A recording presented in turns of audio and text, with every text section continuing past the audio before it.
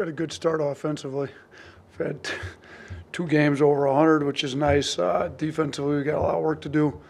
South's a good challenge. I mean, they've given us two good games. We've got a three-game series with these guys, and this is the third game in that three-year series, and both the first two have been decided by single digits. So, they've played us well. I think they'll play us well again. They're doing a good job getting the free throw line on their offensive end. They're a hard playing group. They had a rough first game, but I watched it against Mobile. Mobile actually played really well, and I don't know if it's one of those trap games where South just wasn't ready, but they just went up to Buffalo, where I came from, obviously, before I got here, and they handled Buffalo pretty easily. So I think they're a quality team that we got to get better on, and to be honest with you, at this point, we need to be getting better ourselves, particularly on the defensive end. So big point emphasis been, can we get better on defense? Individually, we need guys to get better. As a team, we need to get better. Like we've got a long ways to go on the defensive end. And we've been trying to make that point with our guys since the end of the game Friday night. So, but it'll be good to get back out there and play again Tuesday. Start on the right here with Charlie. Yeah, Coach, after the game, you mentioned missing Bediako and needing some rim protection. Just where have you seen a guy like Nick Pringle improve in that regard? You know what? Nick doesn't have a block shot yet on the season, so he hasn't improved as much as I'd like to see him improve. That's a big challenge that we've made to him, just because if he's going to be a rim protector, you need to block some shots at the rim. So we need him to get better. Mo Wage's, I think, one of the best in the country so far. He's at an 18% block rate. He has protected the rim a little bit. We need to get Nick doing it a little bit better. I think Nick's more than capable of it. He's athletic. He's got to go challenge some shots. I mean, we had some switches in the game Friday night with a guard driving him. He's got to get off his feet and block a shot. But that's been a point of emphasis, is we got to get better rim protection. We got to give up fewer blow-bys. Our pick and roll defense has to get better. We're getting driven downhill. We're kind of in our drop, that we kind of played with Charles last year, that kind of pushed teams down to Charles, and nobody scored it very well on Charles at the rim, and they're getting downhill on us and scoring on us now. So that's actually been a big point of emphasis that we got to get a lot better at. Stay on the right here with Nick Kelly. Yeah, Grant Nelson through two games. I mean, what is maybe – obviously you've seen him plenty in practice, but what has maybe surprised you about his game, or you didn't expect him to do this early? You know what? He hasn't surprised us a ton because we've gotten to see it in practice all summer and fall. But I think maybe what he surprised some people that haven't seen him play all summer and fall is how well he handles it. He's able to handle it in pick and roll. He gets downhill. He can drive it. You can really play like a guard at 6'11", which is great. I think you saw in the first game we kind of set some step-up pick and rolls with a guard setting them. They don't switch. He gets downhill. He dunked on the one. So, putting him in pick and rolls as the handler has been good for us. He can see over it. I think he handled it in pick and rolls 11 times all of last season. I don't know how many he's handled in the first two games. My guess is close to 11 in two games, and probably need to do it even more, to be honest with you. So I think just him handling it, whether it's in space or in pick and rolls or whatever, he's pretty, and he's also 100% at the free throw line. He's 14 of 14 at the free throw line, which it's nice when you're big that it's going to get fouled, because he attacks the rim so strong and goes so hard. He can step to the free throw line, make free throws like he's doing. Coach, a little different question. Beginning of basketball season, but we're the heart of football season. You've been here a few years. How do you parlay a season like this for Alabama with your program to get exposure? I see you at the games. How do you kind of build with this program with football as well?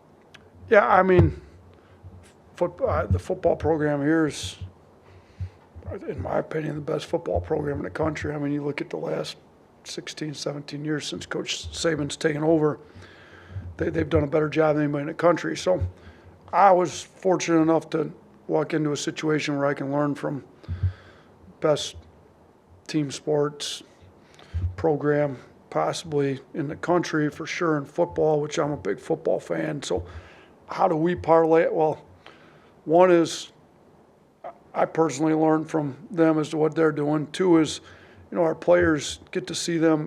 We follow it. I mean, can't help but following it being here. It's what everybody talks about. So, how does a guy like Jalen Milroe handle some adversity? Like, I think he's done pretty well. I don't know him personally. I get to watch from the outside a little bit and see I think he's been unbelievable. How he didn't play particularly well. Shoot, he's playing as well as anybody in the country right now. So how do some of our guys, we come out in the first 2 games, maybe we don't play that well. Maybe a guy doesn't play as many minutes as he wants. We've got a little bit different situation in basketball. Football, 1 quarterback plays. And basketball, you can kind of have 2 guys at the same position play at the same time. You can put, if you choose, you can put 5 point guards out there if you want. So it's a little different, but some guys play fewer minutes than what they want.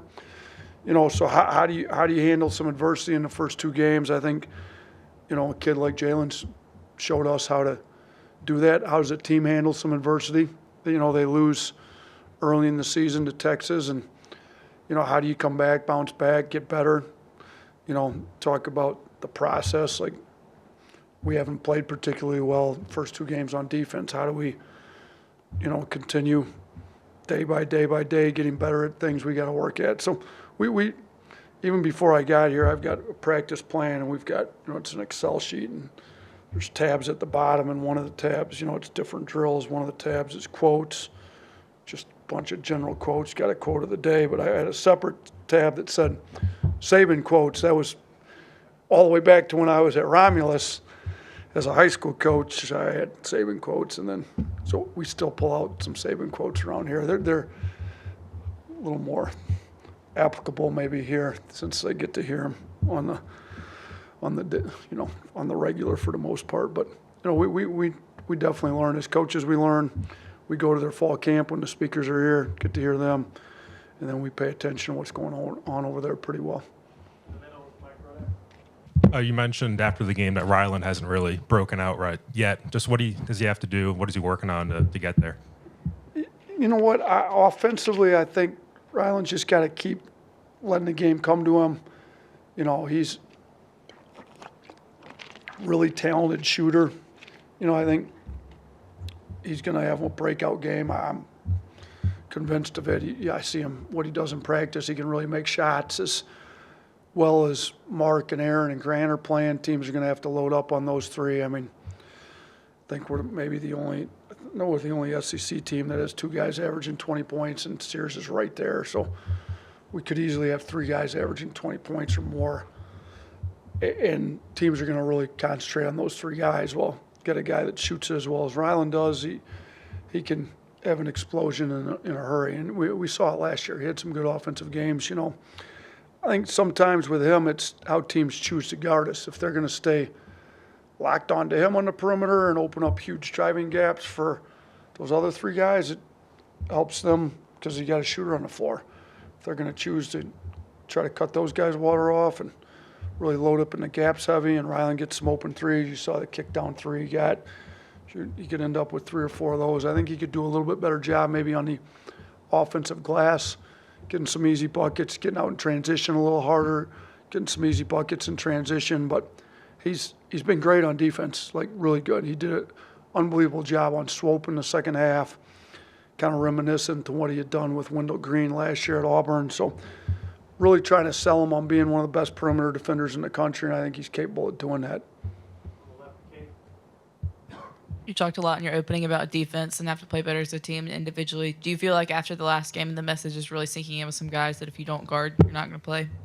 Yeah, they didn't play, as nearly as many minutes as they wanted to. So, we planned on playing a deeper rotation in some of these bye games, but I'm not, Indiana State, they're a tough team. They were right with us for a majority of the game. We had to play who we had to play to win the game, and we were not playing great on defense. Some guys' defensive leverage numbers weren't great. So I think sometimes, especially with young men this age, that they've just always played. You look at some of our freshmen. Sam Walters, by far and away the best player on his high school team. It didn't matter how bad he was on defense. He was going to stay in the game. Like, they needed him to stay in the game. Davin Cosby, super talented on offense, probably majority of his career. It didn't matter how hard he played on defense, he's going to stay in. They needed him on offense. Well, that's not the case anymore. These guys are not going to just stay in the game because they're that much better on offense. We've got a lot of good offensive options.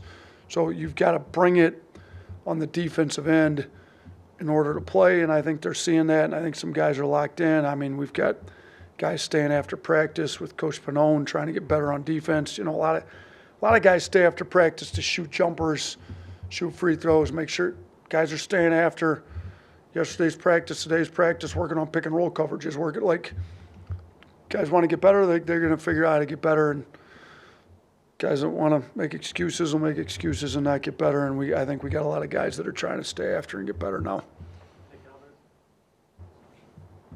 As a follow-up on the defense, how do you weigh kind of a new kid coming in, learning the system, and making those effort plays that are just just going to be needed to get those minutes throughout the non-conference? Yeah, I mean, we've got a lot of different numbers we look at. We're big in analytics, so first one you look at's blue collar points. Like, are you getting deflections, making hustle plays, playing hard? We chart that in game all the time.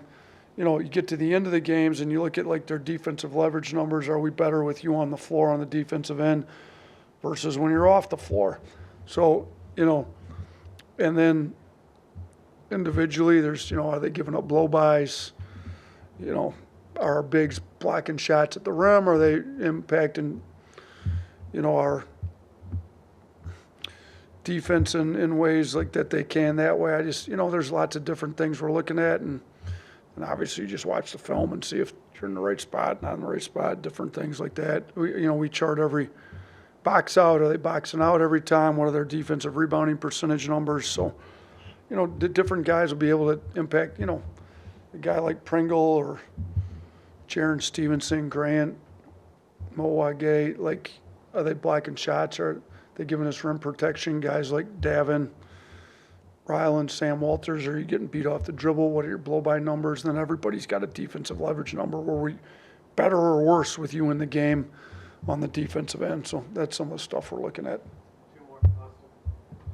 Yeah, he's missed the first 2 games. Are you expecting Chris Parker to be back for tomorrow night? You know what? We're in the process of talking about possibly redshirting Chris. Just get stronger, get better at some things. I think he's got a chance to be really good. I just, we're in the process of that. He had the injury. He's healed from the injury. He's practicing, but we're in the process of talking through that right now. Last one, Kerry. Coach, I want to ask you this, not just as the head coach at Alabama, but as an ACA dad. Do you ever get any kind of brushback or blowback from people upset that you schedule Friday home games while football's still going on in high school? No. I mean, we could schedule them on Saturday to compete with the Alabama football team. If I don't think that would go as well either. I mean, it's hard scheduling. Monday's the first day you could play a game, so a lot of teams tried to play Monday just to open the season as early, because your practices start 30 days before that, so you get the Monday. So, you could have played Monday, Thursday possibly.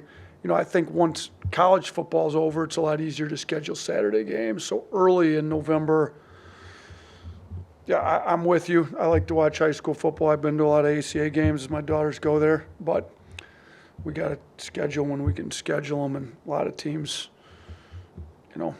playing Friday. You look, there's college basketball's got a pretty full slate of games on Friday nights while college football's still going on. I don't, media-wise, TV coverage-wise, just fan base-wise, I don't think it's all that smart to compete with college football, while college football's still going on here in November. So, once football's over or the regular season's over in a few weeks, I think you'll see a lot more Saturday games. But that's kind of the reality of having some overlap between the two sports. Thanks, Coach. All right, thanks. Appreciate you guys.